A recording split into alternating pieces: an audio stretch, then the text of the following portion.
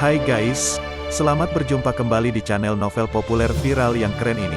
Sebelum mengikuti kelanjutan kisah Dev atau Chen-Ping yang semakin seru dan mendebarkan ini, mohon bantuan kalian untuk subscribe, like, komen dan share video-video yang ada di channel ini ya. Perlu diketahui bahwa novel Perintah Kaisar Naga ini adalah termasuk kategori novel ongoing. Jadi waktu update dan jumlah bab setiap hari menyesuaikan dengan update dari autornya.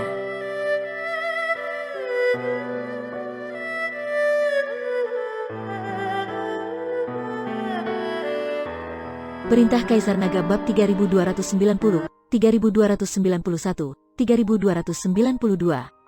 Apoteker Chen mengerutkan kening, lalu memandang Dev dan berkata, "Apa maksudmu? Menurutmu apakah aku salah melihatnya?" Wajah Apoteker Chen menjadi sangat jelek. "Jangan bicara omong kosong. Apoteker Chen tidak sebaik tabib Raja Obat, tapi dia masih hebat dalam keterampilan medis. Kita semua melihat Tuan Miao terluka oleh burung 5 warna itu. Bagaimana mungkin itu tidak disebabkan oleh keterkejutan?" Si Kong Zhen berkata pada Dev, "Ada apa denganmu? Apakah kamu juga seorang apoteker? Jika kamu bukan apoteker, jangan menyela. Apakah kamu seorang apoteker? Kamu masih sangat muda. Beraninya kamu mempertanyakan Apoteker Chen?" Semua orang sangat tidak puas dengan Dev. "Meskipun Anda menyelamatkan telah Tuan Miao dan kembali, Anda tidak boleh menghentikan Apoteker Chen untuk merawatnya. Tidak bisakah Apoteker Chen mendiagnosa bahwa itu adalah cedera akibat syok?" Chai Hongwei juga sangat tidak puas dengan halangan Dev. "Paman Chai, Tuan Chen juga seorang apoteker, dan dia juga seorang apoteker senior. Bahkan ahli pengobatan di kota Huanglan bersedia untuk sujud kepada Tuan Chen ketika dia bertemu dengannya." Ji Yun berkata cepat, "Nak, apakah kamu sedang membual? Bagaimana bisa ahli pengobatan kota Huanglan menyerah kepada bocah laki-laki ini?" Apoteker Chen sama sekali tidak percaya dengan apa yang dikatakan Dev. "Aku mengingatkanmu, tubuh Miao tua ini tidak terluka karena syok. Jika kamu memberinya ramuan ini, kamu bukan hanya tidak bisa menyelamatkannya, tapi kamu bahkan akan membunuhnya." Dev mengabaikan ejekan dan ketidakpercayaan orang lain dan berkata kepada Apoteker Chen dengan ekspresi serius, "Nak, jika kamu ingin memamerkan keahlianmu, aku tidak peduli kemana kamu pergi. Tetapi jika kamu mempertanyakan keterampilan medisku, aku tidak akan terima. Jika terjadi kesalahan, saat Tuan Miao meminum ramuan saya tentu akan bertanggung jawab. Dengan begitu banyak orang yang menonton, saya, Tuan Chen, menepati janji saya." Apoteker Chen berkata dengan marah, "Ada apa denganmu? Perbuatanmu itu menghambat pengobatan kakekku. Tidak bisakah kamu tidak usil?" Ketika Miao melihat Dev menghalangi pengobatan, dia berteriak pada Dev dengan marah. Dev melihat sikap Miao dan tidak berkata apa-apa lagi, malah dia mundur 2 langkah, lalu melihat burung-burung di luar pesawat. "Dokter Chen, tolong selamatkan kakekku secepatnya," kata Miao kepada Apoteker Chen. Apoteker Chen memasukkan kedua pil itu ke dalam mulut Tuan Miao. Ketika ramuan itu meleleh, Tuan Miao perlahan membuka matanya, dan nafas di tubuhnya perlahan pulih. Kakek. Miao sangat senang melihat Tuan Miao bangun. Ketika orang lain melihat ini, mereka juga sangat senang dan memuji Apoteker Chen satu demi satu. Apoteker Chen tampak bangga dan memandang Dev dengan mengejek. Ji Yun dan Helena sedikit aneh saat melihat Miao Lao bangun. Baru saja Dev berkata bahwa Tuan Miao tidak hanya tidak dapat disembuhkan setelah meminum obat mujarab itu, bahkan nyawanya juga akan dalam bahaya. Tetapi sekarang Tuan Miao bangun dengan baik. "Tuan Chen, Tuan Miao sudah bangun." Ji Yun mengingatkan Dev dengan suara rendah. "Aku tahu." Dev tidak tampak terkejut dan masih mengamati burung-burung di luar.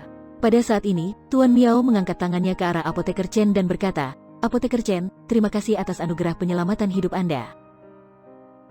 Saya tidak akan pernah melupakannya." Tuan Miao terlalu sungkan. "Sebagai seorang apoteker, saya memiliki kemampuan untuk menyelamatkan nyawa dan menyembuhkan yang terluka.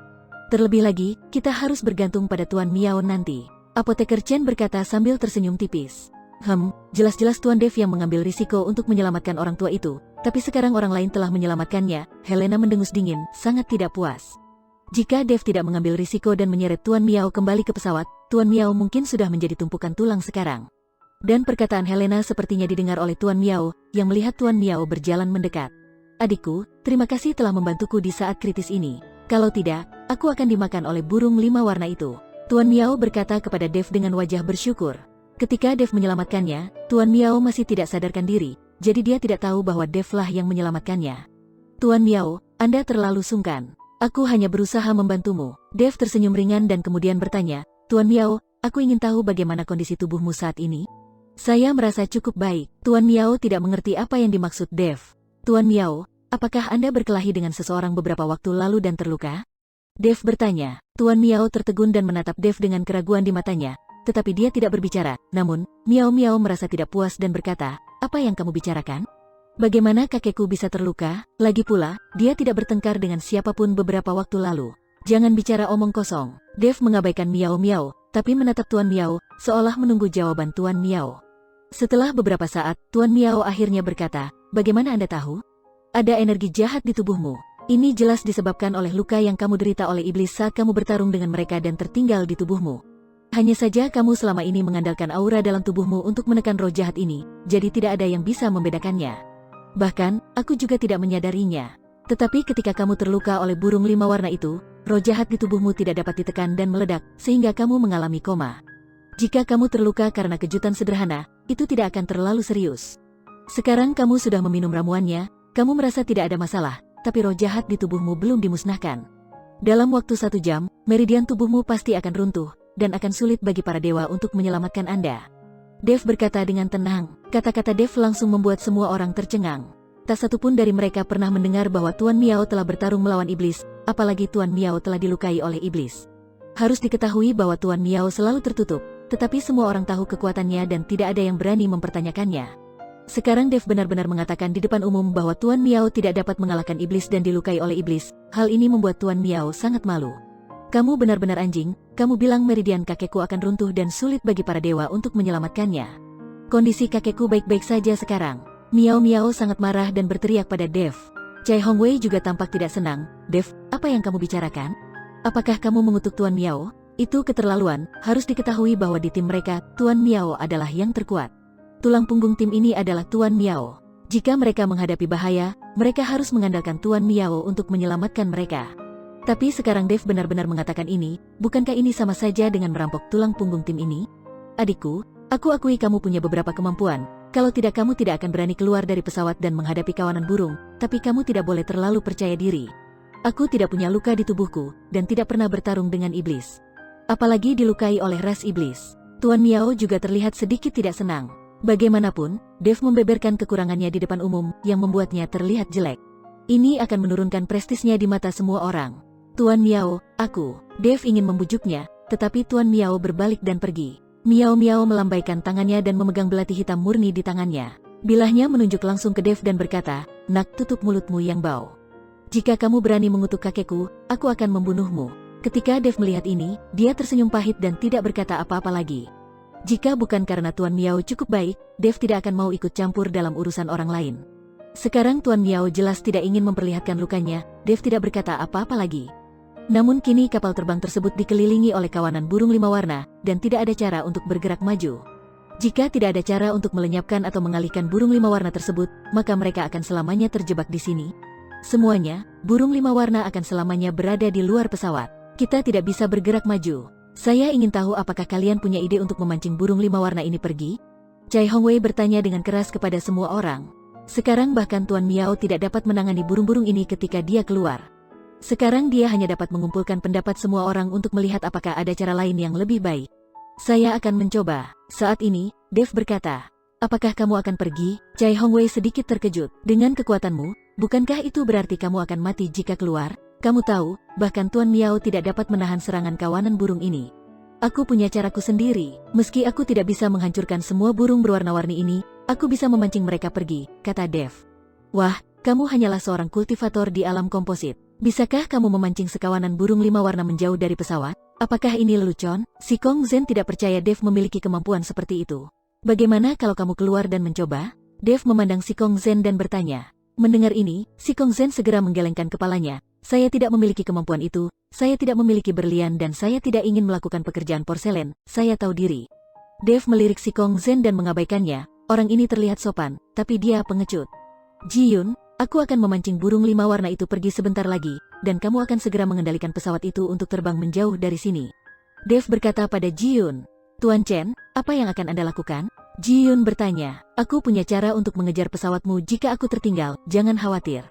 Dev menepuk bahu Ji Yun, lalu melirik ke arah Helena, lalu melompat keluar.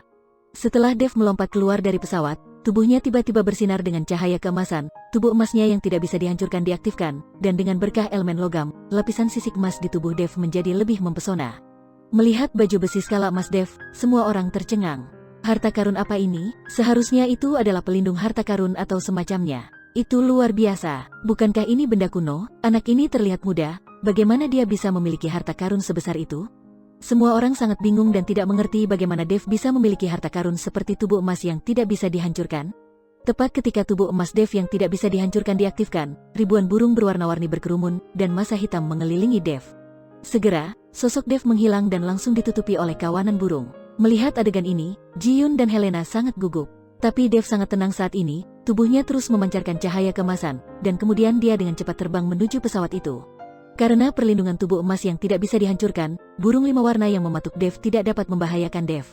Segera, burung berwarna-warni itu tertarik oleh Dev, dan Ji-Yun mengendalikan pesawat itu untuk terbang dengan cepat. Setelah menyaksikan pesawat meninggalkan area ini, mata Dev berkobar, dan kemudian tubuhnya mulai terbakar. Api yang berkobar menyala dan guntur serta kilat menyambar. Burung 5 warna yang dekat dengan Dev semuanya terbunuh oleh api atau petir.